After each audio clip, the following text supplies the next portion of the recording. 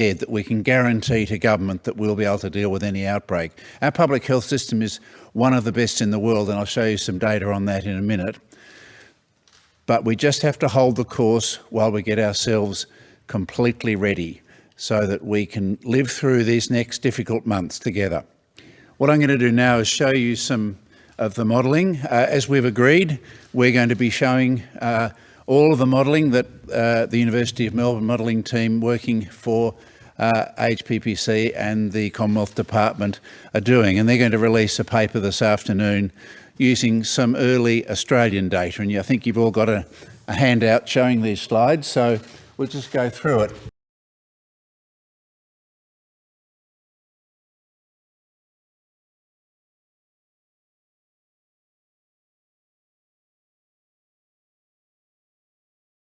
Just yet that we have a public health system that is so completely prepared that we can guarantee to government that we'll be able to deal with any outbreak.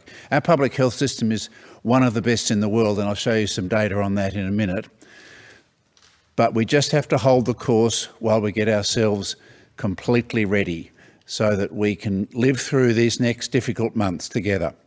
What I'm going to do now is show you some of the modelling. As we've agreed, we're going to be showing all of the modelling that the University of Melbourne modelling team working for HPPC and the Commonwealth Department are doing, and they're going to release a paper this afternoon using some early Australian data, and I think you've all got a handout showing these slides, so we'll just go through it. So what we're showing you now is some modelling that's based on real Australian data, and this is the sort of information we're going to use to understand this epidemic as it progresses over the next months. We're going to start using a concept of nowcasting instead of forecasting, which is able to use current data to identify what's happening at the moment and what's likely to be projected to happen in the next fortnight. We'll be able to review the effectiveness of our current measures and be prepared to respond to future changes. We have the next slide. So you've all seen these graphs, and you can see the flattening of the curve, and you can see the progressive drop in numbers of new cases. A very gratifying outcome, but again, one about which we cannot be complacent. Next slide. So two measures we're looking at today. One is a model that's developed by the London School of Hygiene and Tropical Medicine to assess countries on the effectiveness of symptomatic case detection. This uses a model which you can get in the paper when it's published this afternoon to show how likely it is that a given country is actually detecting its cases. And as you will see, as we come to this, we are doing very well, and that's probably one of the major reasons we have done so well in controlling the early phases of this pandemic. The other bit of data we're going to show is the Prime Minister referred to the effective reproduction numbers. You're all now familiar with the R0, the basic reproduction number of the virus, and we think it's about 2.5 for the coronavirus, but the effective reproduction number is the number of people each case infects after we've mitigated and controlled it. And obviously, if we get that below 1, we can control and reduce the outbreak. So it's a very good measure of our mitigation and control strategies. Next slide. So this is showing across Australia the symptomatic case detection rate. And according to this model, which will be published today, we are detecting, in a model sense only, we could be detecting 100% of all cases, but their estimate is we're detecting within the margins of error of this model about 92% of all symptomatic cases. And you'll see that there are different predictions for each state. These are showing 4 states here, but they're all very high. Next slide. And these are the other states, and all of our states and territories have a very high symptomatic case detection rate. What that tells you is that our testing regimen, our surveillance regimen is highly effective. And to show you that more starkly, we'll look at the next slide. You see, it's very hard to read. People on TV probably can't see it, but right down the bottom of that slide is Australia, which is ranked the highest in this model of all of those countries in its symptomatic case detection rate. The estimates are showing that we are the most likely country in the world in this modelling of the countries shown here to be detecting our symptomatic cases. And their estimate showing that Australia has an estimate of 84% on this model. So that was very reassuring about our public health surveillance. Next slide. And this is this effective reproduction number that I talked about before. And we're showing it here for all states. And you can see there that South Australia, at Tas, I think the other two states have dropped off the bottom there, but you can see Tasmania down the bottom there is showing a little kick up. And we expect to see that because of that little outbreak in Burnie. That shows how sensitive this measure is. That'll drop away very quickly as that outbreak's brought under control. And you can see that in the other three states there, New South Wales, Queensland and South Australia, that the effective reproduction rate is well below 1, showing that the epidemic is reducing. Next slide. And this is showing Victoria and WA again below 1. So what we're showing here is the measures that are being used to monitor the outbreak on our real Australian data, the measures that we've got to reassure us that our public health surveillance is good and our response measures are good. But as I said earlier, our public health response has to get even stronger if we are going to be able to relax distancing and take us through this pandemic with the least amount of social disruption, but the best possible public health control. Thanks, PM. Thanks, Brendan. We'll start on this side this time. Mal, did you want to go first, or I was just going to move across? So. Thanks, PM. Could you elaborate on what you were saying, that we won't be able to return to the old days in terms of, I think you were saying in terms of fiscal policy, that there are going to have to be changes there, or have I misinterpreted that? I was talking about general policy settings at both state and a federal level. On the other side of this virus and leading on the way out, we are going to have economic policy measures that are going to be very pro-growth. That is going to enable businesses to employ people, that is going to enable businesses to invest and businesses to move forward. I mean, our government sees business at the centre of the economy. We do not see government at the centre of the economy. In the middle of an emergency crisis such as this, of course, government, to protect Australia's sovereignty, must step in with these sorts of emergency measures. But going forward, we need to see a revitalisation of the private sector economy, and that means we need policy settings at both the state and federal level that will encourage that growth, that encourage that employment, that will encourage that investment. And there'll be an opportunity, I think, for federal and state governments to work together, and initially and potentially beyond as part of a national cabinet process to do that. Now, Commonwealth Government, federal government will be doing its thing. There'll be a budget in October, and equally the states will be doing what they need to do. But there was a very clear message from the economic advisors this morning, particularly Dr Lowe, and that is that if we thought we could just grow the economy under the old settings, then we need to think again. Yeah, and we'll go back. You say in your principles that with the teachers and schools that you want to ensure the health and safety of teachers. At a practical level, how is that actually going to work, particularly when maybe a lot of students might actually go back to school in term 2? Particularly given, I missed the last part? When students actually go back to school in term 2, if we do see a lot of students go back. Well, look, I'm going to ask Professor Murphy to talk about the advice that the medical expert panel have given to schools that they're releasing today. I think we need to appreciate that because of the term structures that are so different in different states, then there is going to be some variations, and that's understandable. But effectively what you're seeing in Victoria this week is what you were seeing in New South Wales just a week or so ago, as they were coming into the term break. Queensland is coming back, I think, next week, and states will move at different times. I think what you see in these principles is an understanding that, of course, face-to-face learning in a classroom on campus, that's the best way to deliver education. That's not an obvious statement. But in times like this, then alternative models are being used, principally to protect the safety of teachers. in this environment. And so these models will be used for a time, but ultimately, at some point, we'd obviously like to get back to that other arrangement. Now, that's certainly what the federal government's view is, and we'll continue to work with everybody to that end. But states are going to have to set their own rules around that. But we need to be very clear, as the states and territories have, this is not a health issue for kids. This is a health issue for those who are working in schools, and as I said, they're more likely to be at risk in the staff room than they are in the classroom. Brendan?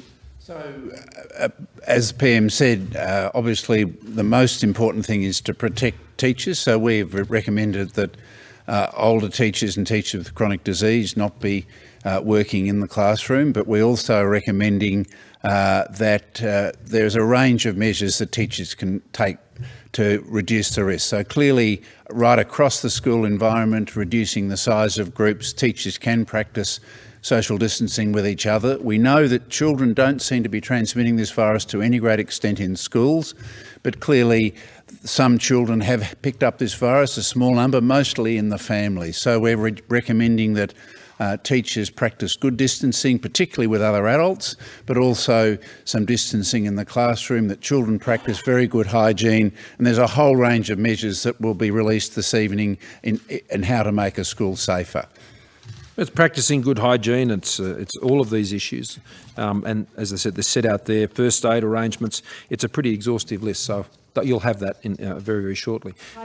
Just hang on. Well, I'm working around the room. Everyone, we've got to go. Yep. Prime Minister, Winston Peters flagged a more relaxed border arrangement between New Zealand and Australia on television this morning. He called it a trans-Tasman bubble. How far have those arrangements gone, and is that how you imagine border controls will be loosened over time, New Zealand first and then staggered by a country-to-country basis? Well, we're aware of their interest in that. It hasn't got much beyond that. I mean, New Zealand at the moment has been in a state of even more extreme lockdown there in New Zealand. That's been their process. And so we're aware of that, but we're not at present contemplating any border changes at the moment. We'll obviously work closely with New Zealand.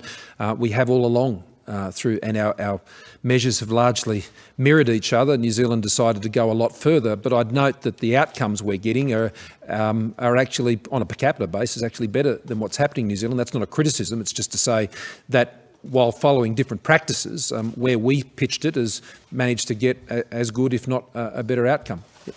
Here. Prime Minister, will the government... Sorry, I'll go from the back and walk forward. No, you're there. Go ahead. Will the government bail out Virgin? I'll just give the same answer that I've given to this question each and every time, and that is we, as a government, appreciate the value of two competitive, viable airlines in the Australian economy. We're in a very unusual period at the moment, but that is a good outcome to have in the Australian economy. That any responses that the Commonwealth Government is going to have will be done on a sector-wide basis, and that's the way we'll continue to pursue those issues.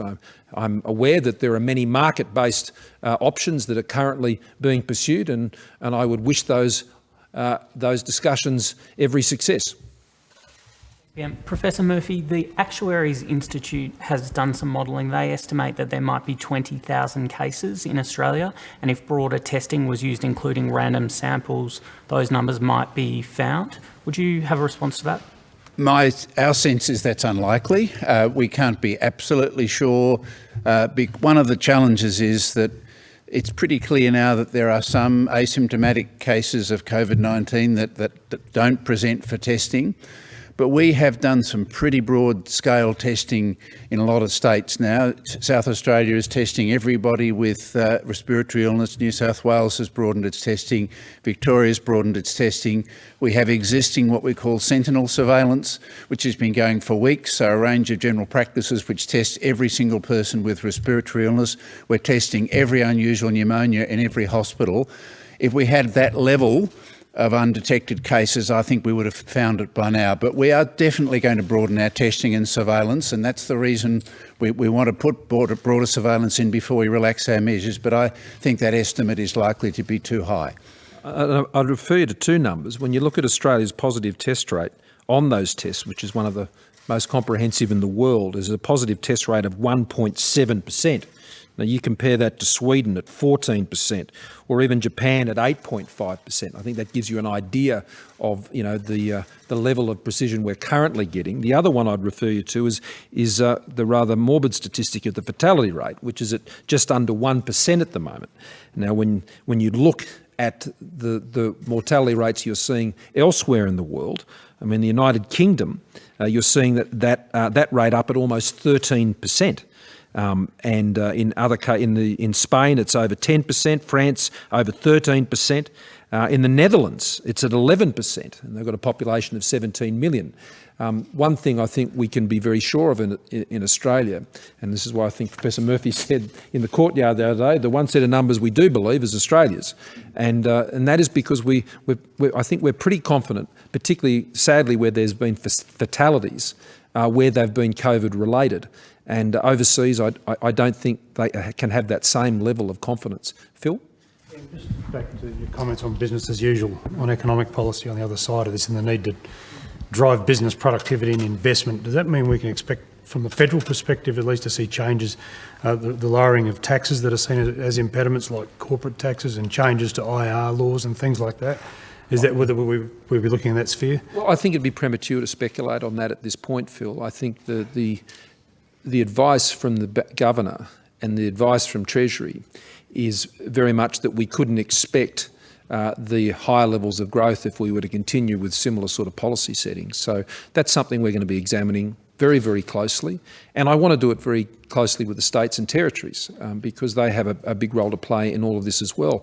I mean, one of the things that the Transport and Infrastructure Ministers are working on right now, I think they're meeting now, led by the Deputy Prime Minister, is how we can get some of these projects going again. I mean, one of the areas of the economy which hasn't been restricted is our construction sector. I mean, in New Zealand, they have shut the construction sector down. And the construction sector, I want to see more roads built, I want to see more bridges built, I want to see more roads fixed. I want to see those things happening now. Because that'll be good for the economy, it'll be good for employment, and it can be done in a COVID economy. So that's one of the things that the transport ministers in particular are working on at this very moment. Yeah, I'll start at the front and go to the back. Just on schools, you've said it's very jurisdictional. Are there just differing views state to state on what is best to be done and what should be done in this sector in their own, jurisdictions? And on childcare, is anything changing in this? I mean, you said we're ahead of where we thought we'd be. Parliament's going to resume sooner rather than later. Is childcare going to return to normal sooner than expected? And what does that mean for the funding arrangement that the government's put in place, meant to last 6 months? I'll start with the second one first. The childcare is the arrangements we've put in place for childcare or universities or private hospitals, a JobKeeper, JobSeeker. These are all on that 6-month time frame I mentioned before, and that's over the June and the September quarters. And you can anticipate that they will stay in place for that period of time. In terms of schools and the views of individual jurisdictions, well, I think the principles that we've released today and that we've agreed, I think, summarise the general position that all the schools should be following in each jurisdiction, but of course there'll be differences. I mean, take the Northern Territory, for example. In the Northern Territory, they'll be back next week and they'll be back exactly according to normal. There have been virtually no cases. I think there have been actually no cases, and for some time now, in the Northern Territory. And so they're doing that from next week, I understand. But more broadly, in Victoria, the arrangements there. In New South Wales, I know they're working on a range of different options about how they might come back, and Western Australia the same. In South Australia, as they went into the break, they had attendances of over 50%, and at one point up to 80%. So I think you're seeing differences between states about how parents are engaging, how schools are acting, and I would expect to continue to see that because schools are delivered at a state and territory level. But these principles, I think, set out quite clearly what the priorities are and where we would like to ultimately be. Sam.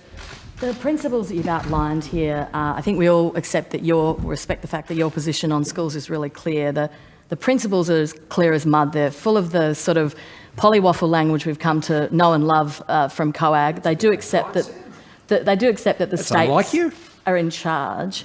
So what are parents to make of this? Do you accept, as Victoria has proposed, that it is a risk to have parents doing drop-off and moving around the state? How soon will your own children be going back to school? And what's your response to Malcolm Turnbull's book, where he claims that you're a Machiavellian plotter and that the Finance Minister, Matthias Cormann, didn't think that you were up to the job? Well, the last point, I'm not interested in any distractions. I'm focused on the safety and health of Australians, and I think that's what you'd expect me to say, and it's certainly my position. I don't share your rather cynical view about the principles, Sam. I really don't. In terms of these principles, what we're setting out is that, of course, you want, in the best of arrangements, for children to be able to be taught at school by professional teachers. That's the clear objective that we would all want. Sorry? It is. It's principle 1. It says, our schools are critical to the delivery of high-quality education for students and to give our children the best possible start in life. Our education systems are based on the recognition that education is best delivered by professional teachers to students in the classroom on a school campus. Principle 1. Flexible and distance learning. Well, it says that it is accepted that during the COVID-19 crisis, alternative flexible remote delivery of education services may be needed. Now, that's not going to be happening in the Northern Territory, as I just said. So I think this does provide a very clear objective of where you're seeking to get to. And in relation to drop-offs and pickups, I agree with the Victorian Premier. I think we do have to be very careful about the interaction between parents on drop-off and pickups, because that's where the potential infection occurs. But those things can be accommodated. They can be addressed. I don't think that's not something beyond the wits of most schools and parents. I mean, at the drop-off of my own kids' school, you're not allowed to get out of the car. You're not allowed to see the principal who was there. The kids get out. I can't even go around to the boot and get their bags out. They have to do that themselves. So there's no contact between any adult there, and that was before COVID-19. And in relation to my own kids that you ask about, Sam, I want my kids to go back to school and to be taught in a classroom by a teacher. That's what I want to see happen. And when a school in New South Wales that they go to can deliver that for them, then I will happily have them back there in a heartbeat. That's what I want them to do. I don't want them to just go sit in a school hall and look at the internet. I want them to go to school and learn and be taught by a teacher in accordance with Principle 1 of these principles. And when that's on offer, then I'll certainly have them there in a heartbeat. But whether they're sitting in a school hall or they're sitting at home at the moment, well, the outcome's going to be the same. But I would prefer, obviously, for my own children, as I was having them attend school up until the last week before school break, because the internet arrangements they put in place meant there was no difference between them learning at school and learning in the classroom. Regretfully, they were no longer getting classroom teaching at that school.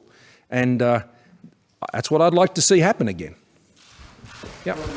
Prime Minister, you mentioned the road out, no decision for another 4 weeks as to when those restrictions might be eased. You set a 6-month timeline into the end of the September quarter for the economic material. Can you elaborate on what you think the road out looks like, what your strategy might be for easing what and when, and can you switch that economic lifeline support off after 6 months if you haven't achieved what you set out to achieve? I think the 6-month time frame gives us a ticking clock, basically, on this lifeline, and it gives us a clear goal to work towards to ensure that we find that road out with its restrictions eased, ideally, and for the economy to lift to a level of activity where people's wages and incomes can be supported again, where they can get the hours, where they can get the days, where they can be back working again and be in a position to support themselves and not relying on JobKeeper or JobSeeker or things of that nature. That's the time frame that we have bought through those economic supports. So you've got to work backwards from there. Now, there will be, I imagine, baseline levels of restrictions that will be changed over that period of time. Just like we're saying, in about a month from now, there will be some changes to those baseline restrictions that we put in place a few weeks ago. That's what I was just about to get to. So when we hit a trigger, basically on this RF provision that statistic, when we get to that, and when we've got in place the the broader testing regime for surveillance, the automated contact tracing regime in place, and we've scaled up our capacity to respond to outbreaks. That's what we're looking to do in the next 4 weeks. Build that up, and then what the states and territories and ourselves are working on are what you'd call high-value, low-risk economic activities that we will be able to start to open up more of. And Out of the road the same way you came in, effectively? Is it working backwards? Look, in broad terms, I don't think that's an unfair assumption, but the specifics of it are being worked through. I think it will be some time. I think social distancing, the washing of the hands, the doing all of those things, that is something we should do until we find a vaccine. So those sorts of things, the 1.5 metres, being conscious of your distancing with each other, that is something we're going to live with for the foreseeable future.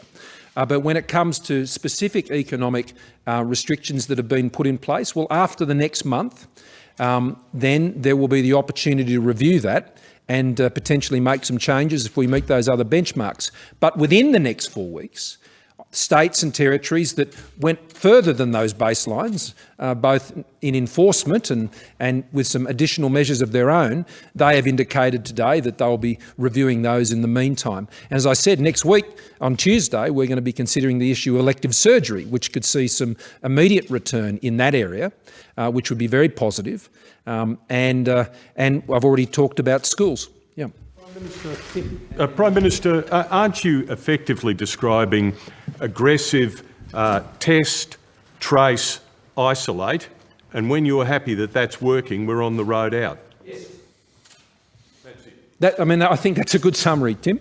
That is exactly what the advice has been and what our own sort of policy view, I think, has been as my cabinet here federally, as well as the chief ministers and premiers.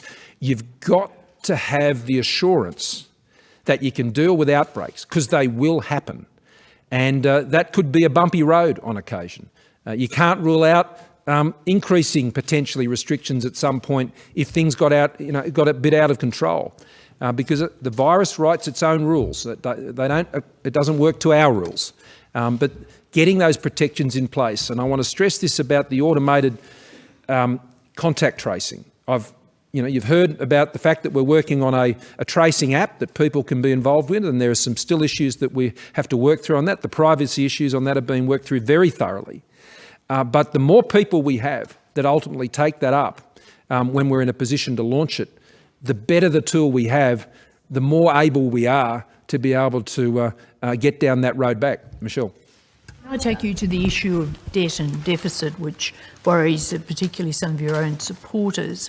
Would you anticipate being able to set out before the next election a roadmap to deal with those issues into the future?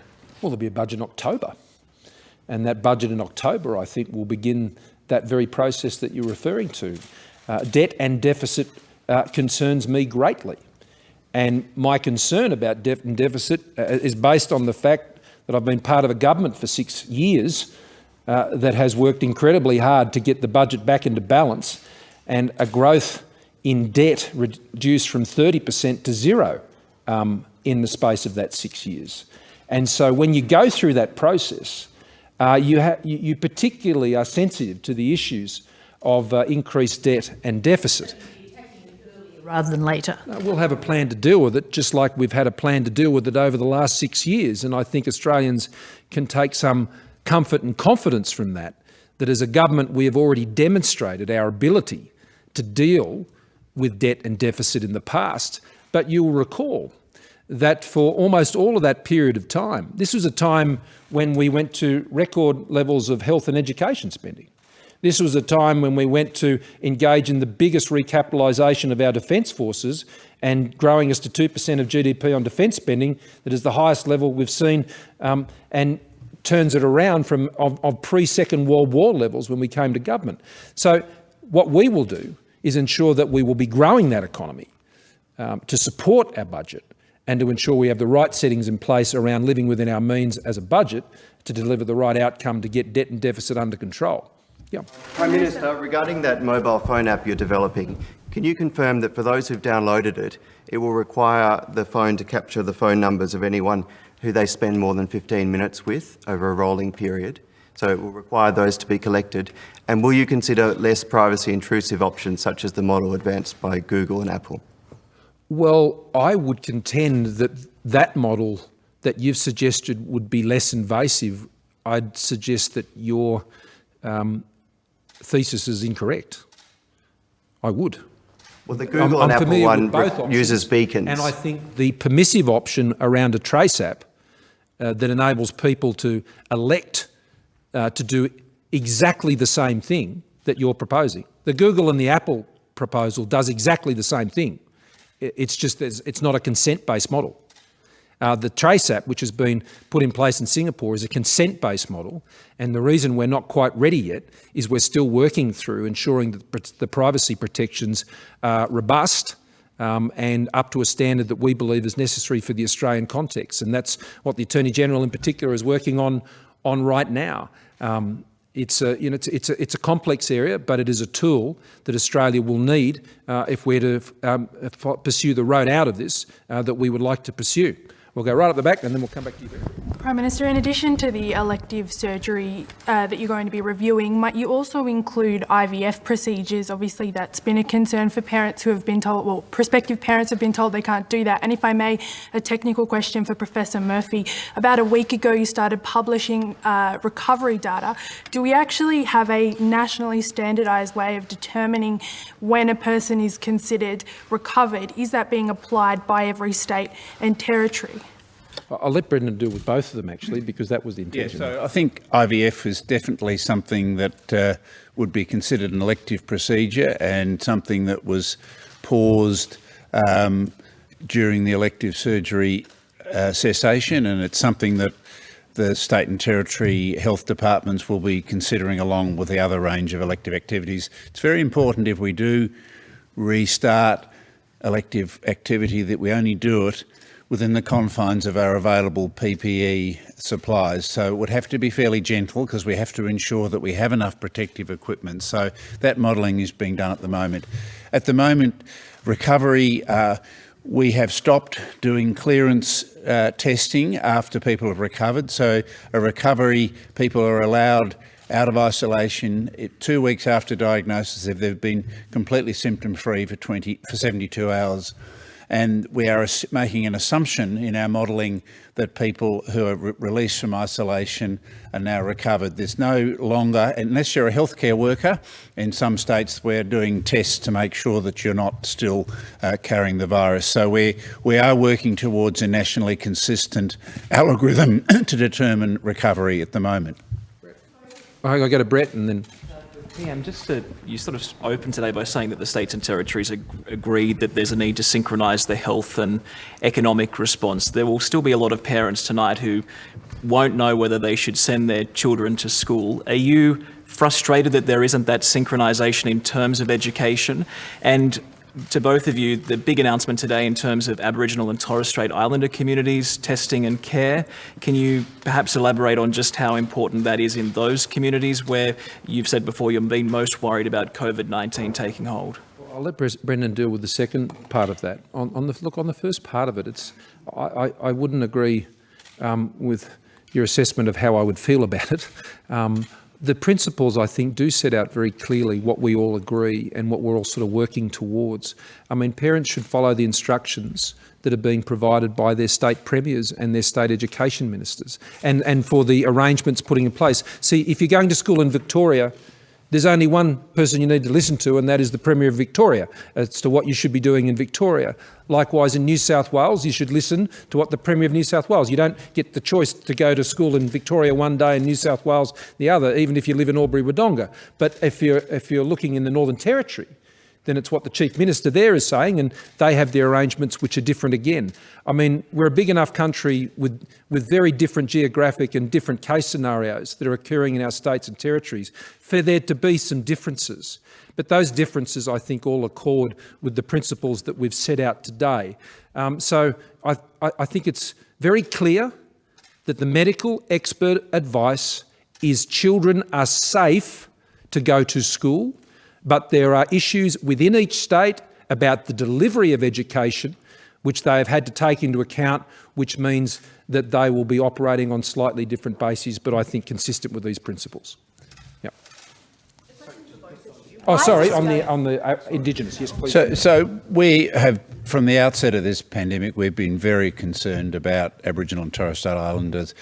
They are a high-risk group. If, particularly in remote communities, if this virus got in, it could do significant damage. So we've had from the outset a community-owned and informed strategy which is unlike other communities, perhaps with the exception of aged care. It's focused around keeping the virus out at all costs. And that's why many of those communities have set up very strict isolation and prevention of people coming in, but also programs to health screen and check people who might have to come in and work in those communities. And clearly there's now a broadened testing program. We're going to be using what we call remote testing kits that can go into community. We've used them in sexually transmitted infection diagnosis in the past. We're getting the test kits to be able to have mobile testing. But the key issue is to prevent the virus getting into those communities at all cost. Why is Australia not trying to eradicate the virus, given our progress has been so strong? And if we're not at the New Zealand end of the scale yet, is it possible we'll get there some point in the near future? Well, as we observed today, and Professor Murphy will touch on this as well, a byproduct of the approach that we're taking may well be what you say. That could well happen. But the eradication pathway involves an approach which would see even more economic restrictions than are currently in place. And that is not seen to be a wise, in our view, trade-off on how we're managing the two crises that we're facing, the economic one and, of course, the health one. Now, we're doing well on the health one. I want to do better on the economic one. And so the suppression strategy, which we've been following, that's basically what we've been following now for about a month. I think that has sat well within the groove of Australia's ethos and how we live and what we'd hope. I think it's rubbing at the edges a bit in parts of the country, and that's understandable. We like our freedoms. We like to be able to do what we want to do. We like having the barbecue. We like going out. We're very social beings, Australians, and we really miss it. And we miss our kids being able to get together and go to school and be with their friends, and we miss all of that. But the suppression path, I think, is the best Australian path. And as I've said throughout this, the solutions we're putting in place are the right solutions for Australia. We're not looking to copy anyone. We've got the right plan for Australia. Brendan?